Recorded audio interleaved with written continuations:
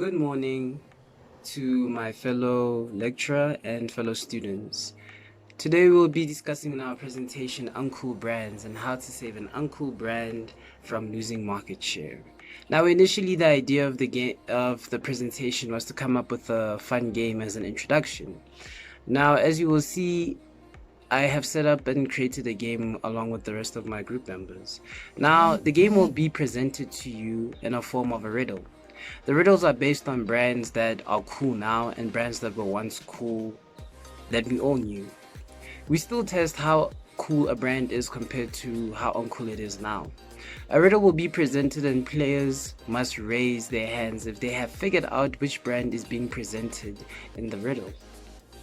These riddles are not tricky or vague. They are primarily quotes we have heard from songs or from social media feeds and from jokes people once said.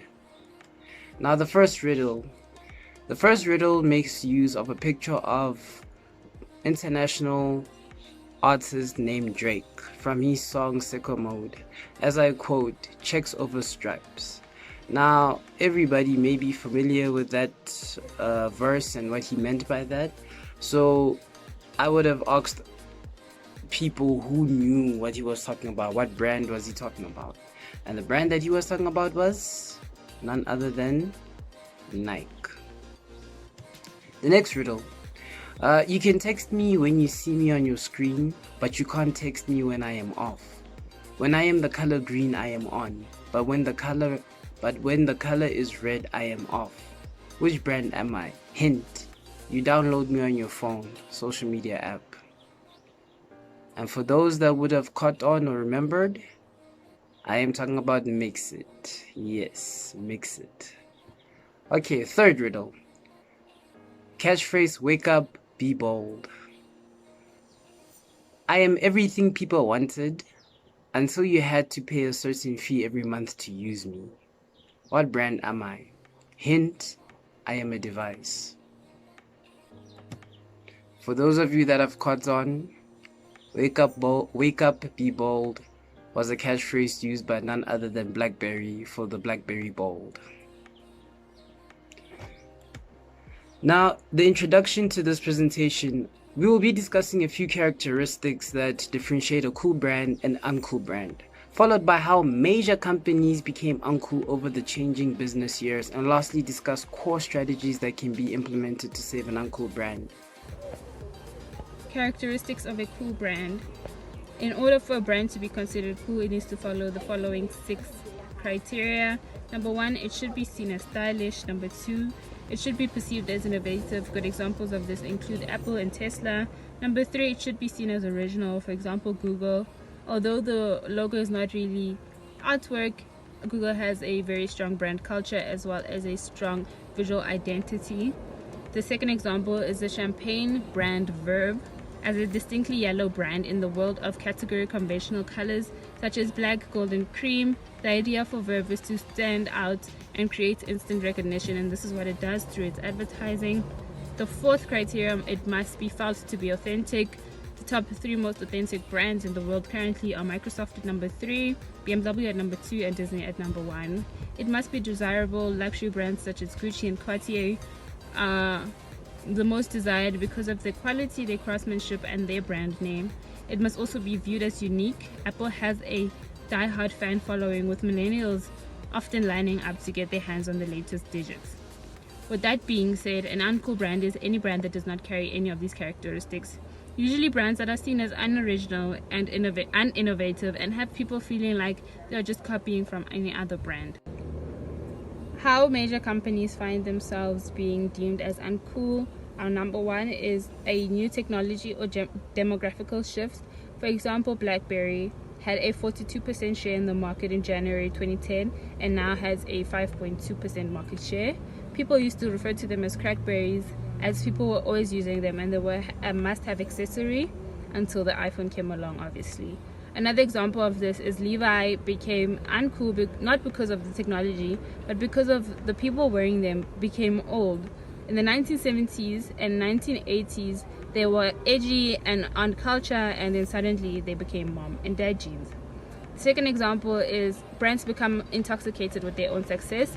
For example, the Sony Walkman was once dominating the marketplace until they released the mini disc, which had many people feeling like Sony was forcing them to use their products and their products only. And lastly, we have brands become addicted to their process and they grow too quickly, not giving consumers the chance to adapt. For example, Billabong fell victim to this when they branched out of surfwear and started making mainstream clothing. As soon as they started neglecting their core market of surfers, they were selling out. Hi everyone, so we decided to add a few examples of uncool brands, starting with DC Shoes. So DC Shoes is all about cultivating a skateboarding lifestyle. So it's all about when people used to wear the baggy t-shirts, baggy jeans, and also the era of listening to hip-hop and also cramping. So this is a brand that we would argue that it inspired the brand called Vans. So it's like the new age DC Shoes, because they also started as selling skater shoes, but now they've kind of started being, going mainstream, because they've seen that sticking to one inspired look over time it becomes irrelevant, and that's how brands become uncool. So the other one is Old Navy. So if you're looking for a drip, Old Navy is really not the brand that you'd go for, because it's all about comfort, and it's also perceived as an older generation kind of brand. We also have Marmite. So it is well known for their savory bread spread, taste absolutely horrible. So the reason why it became uncool is because sales have also been declining in South Africa, because people are not really buying them. So millennials would rather buy Nutella instead of Marmite, obviously.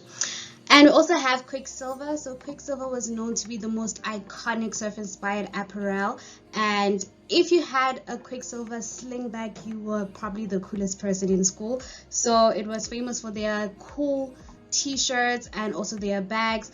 How it became uncool is because we kind of just outgrew the whole surf-inspired look, and that's how it became uncool. And we also have Von Dutch. Von Dutch was famous for their unisex apparel. They used to sell a pop rock inspired style. They had the studded bags and everything. So the reason why it became uncool is because initially they lost their target market, and also it became irrelevant. And then we have a brand that's like Converse, where it's just timeless. Started off as cool, still cool, might forever be cool if we're being honest, because it positioned itself to be a brand that supports pop culture, streetwear. So if you're a Banzola, if you're punk rock, you can always wear Converse. Hello everyone, my name is Lerato Mashilo, and I'll be presenting the 3 core strategies that can be implemented to save an uncool brand. Now, the first strategy is customer brand involvement and perceptual connections. Companies have found that the key to brand success is to build up strong relationships with customers by enhancing customer experiences with the brand, its personality, and its heritage. An uncool brand should come up with innovative attempts to enhance customer experiences with the brand. An example of a brand personality is to create character. Creating a character that aligns with how the brand wishes their customers would view them. It could be an edgy, energetic, and fun persona. In this case, an example is Vodacom's animated mascot, Mo the meerkat. And the second strategy is brand perceptual reinforcement and revitalization. A brand needs to have an effective brand management, which requires a long-term perspective with continuous reinforcement of brand meaning and, when necessary, brand revitalization.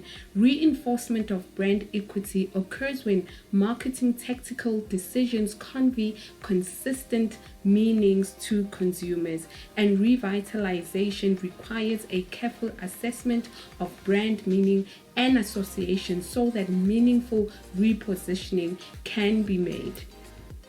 And then the third strategy is that an existing uncool brand might need to first become niche cool by engaging its behaviors related to products, promotion, pricing, and distribution strategies that make the brand seem creative and original. To become niche cool, the brands also need to cultivate a close relationship to a particular subculture rather than targeting the mass market. An example to make use of guerrilla marketing. Guerrilla marketing is the type of advertising technique that uses minimum cost but creates a mass buzz to generate interest in a product or service.